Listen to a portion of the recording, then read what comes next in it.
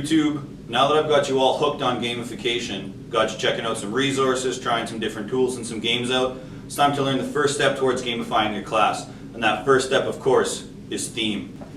Alright, so the number one thing to think of when you are thinking about picking a theme for your gamified classroom is to know the theme that you are selecting. What do I mean by that? I mean that if you know nothing about, let's say, Westerns, you're not going to want to pick a cowboy or Western theme because it's going to be really difficult for you to come up with ideas or creative solutions to problems that you encounter. However, if you know a lot about, for example, country and cowboy stuff, to use that example again, you would be very confident in coming up with solutions to problems. You would be very comfortable in designing the classroom and designing work and all those things that are going to encompass the theme as a whole when kids, adults, parents, students, anybody walks into your room. Alright, so now that you're thinking about theme, to go a little deeper with it, the theme that you select is going to be encompassing three major goals in your gamified classroom. The first goal when you pick a theme is that you want to pick something that you know that you were able to create or recreate a feeling so that your classroom takes on this new shape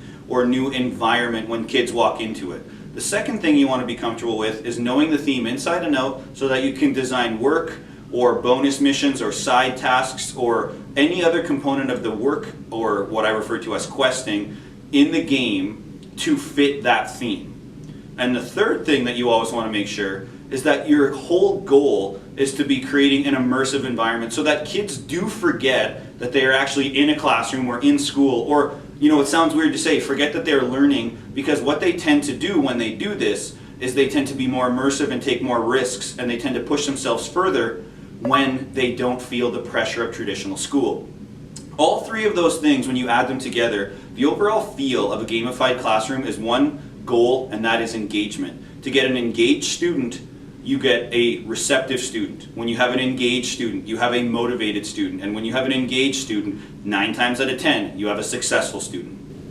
Alright, let's explore those three main ideas of theme a little bit further. The first one was the idea of creating this environment that kids feel like they're escaping to when they're in your classroom. That feeling that they're in a different location, not a traditional school in your city, or a traditional room in your building. So when you pick theme, start thinking about what makes that theme unique. So when I went medieval with my theme, because I wanted my game to be themed around the medieval kind of wasteland, war-torn area, I went with the idea that a medieval place was unfinished. Okay? There was always things going on in terms of construction and building, so I made sure that the traditional clean-cut painted walls of schools and stuff, the plain countertops, were all eliminated by covering the wall with this plastic I had gifted to me from a parent that they used actually for a medieval themed birthday party. So we covered most of the exposed wall to create that brick feel, which looks really, really fantastic. The second thing is I did not like my countertops at all. My countertops were plain, or they were old or damaged, and they really took away from the feel, according to myself and even a lot of kids. So I went around the room. Again, I was gifted this roll of fake grass, or kind of almost like a simulated turf, which looked perfect like grass for myself, and I had a couple random things like a horse skull and some action figures that were donated to me. So I lined most of the flat surfaces in my classroom that were typically not interacted with too much with this green turf and these action figures to create a feel that there's like this little mini war going around. And that really helped get the idea that we were out of a traditional classroom. The other thing that I started to do was I started to think, well, what were prominent in medieval times? Well, medieval times had community message boards, they had shops, and they used tents and things like that. So I decided to take all furniture out of my classroom because I didn't feel that that furniture suited what I wanted in my room. I wanted kids to have to earn everything that they receive, just like everyone had to earn everything in a medieval time. Nothing was really given. It was a lot of hard work and painstaking kind of suffering in order to get certain things that you had. So I make them earn everything.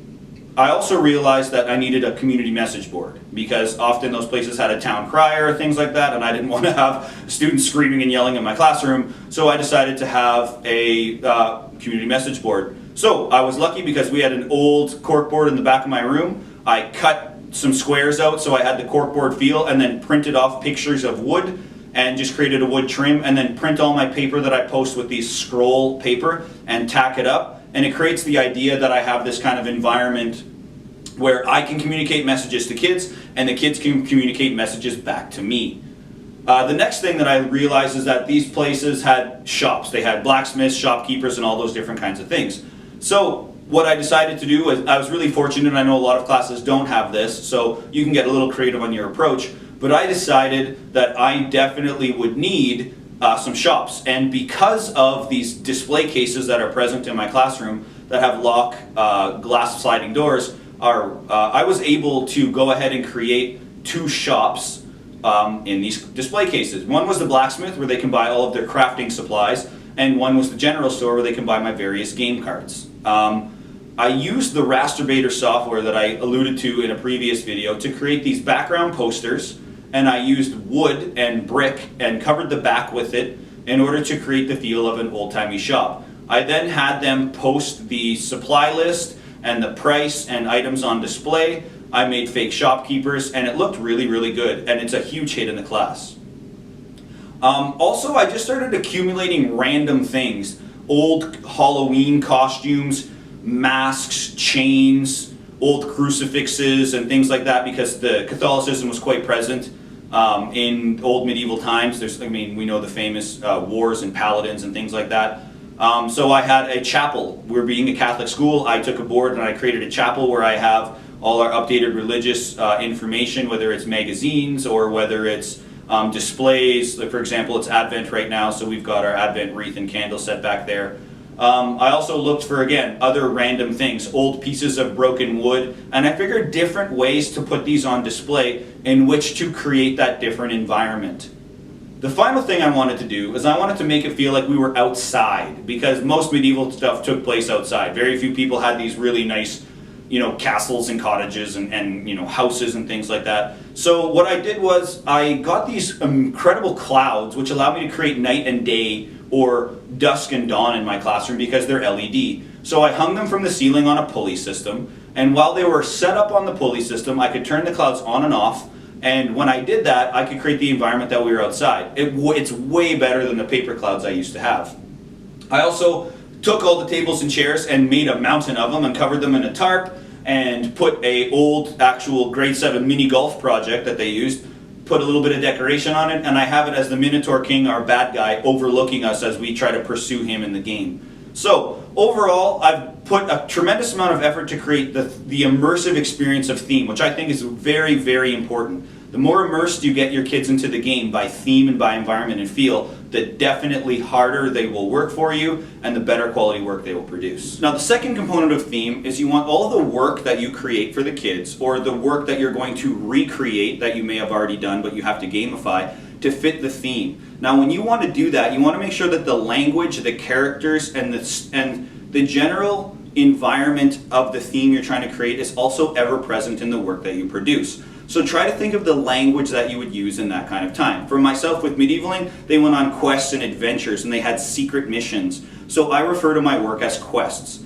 I also didn't like the fact that I still had to use worksheets. I'm very anti-worksheet. I think they're boring and they're not engaging for kids and they're not engaging for teachers to mark. So I came up with the concept of a battle board I created in order to give the kids incentive to do work well. So they answer questions correctly, and for every 4 points or 4 damage that they accumulate, they're able to roll dice and then progress on this board and attack me and my castle in order to earn extra prizes, gold, and loot. You'll also see that the work that I give them is often themed with monsters who have hit points and they have a hit point meter. I went back to the thinking of RPG and realized that a really big motivating factor for kids is the fact that they can see immediate success. So I give the kids work, and the work is not graded by point, it's graded by damage. And the damage that they inflict by getting correct answers is able to kill or eliminate the monsters that they're fighting. If they're able to eliminate all of the hit points from the monsters by using a set percentage that of hearts that I use. So for example, if I had the work set at 30 hearts or 30 marks, and I gave them 40 questions, in order to kill the monster, they would have to eliminate 30 hearts or score 75%. If they do that, they have the ability to search the monster just like you would in a game for loot, where I use custom scratch ticket loot bags that the kids are really excited about using. So that's how I tried to fit all of the work that I create into the medieval theme. The other thing that I did was I posted pictures of medieval kind of lands and structures that you might see. So broken down cottages and damaged houses and hillsides and deep forests.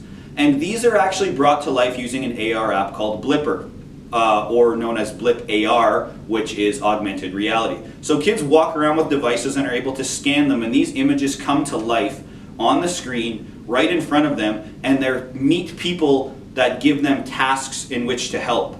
And they become more emotionally vested in the work, because if they have to help a scared child or a frightened woman or help a warrior defeat a creature, they're now more emotionally invested in the task because they can now see who they're helping, and in turn they want to help them more than just your standard worksheet. So making sure that your work fits the theme is definitely point number 2. Now the third point, of course, is you want to make sure that using the work and using the environment that you're trying to create to your theme, you need to make it immersive, so you need to make it believable. So you need to go above and beyond when you gamify a classroom to be really in depth in order to fit the era of time or the location in which you are trying to achieve. So I knew that in that era of time, land space was something that was really important. So I've marked the floor with tape and I've allocated that amount of territory to a certain team in order to have that area be safe. So any items that they have stored cannot be accessed or pillaged by other teams because that's their safe ground. I also realized that I needed things like castles and thrones and things like that, doorways, game cards, magic. And I did that by hiring kids as my engineers. And I said, what makes you think of a medieval time? So kids are currently transforming my desk into a castle. They're going to be transforming my chair into a throne. They've already covered walls. They've painted the display cases of the shops. And they're creating the immersive environment themselves. So a huge part to theme, and a third major tip to go with immersion, is to include your students. Give them a voice and a face in the classroom. When you do that, they tend to be less disruptive and they tend to be more immersed, but they also tend to take better care of the classroom because they see the time and effort it took to build that treasure chest, to paint that display case. So when someone who wasn't involved tries to damage it or misbehave, the kids self-police themselves, and you find yourself with a lot less disciplinary problems because the kids take better care of the environment. So that is definitely point number 3.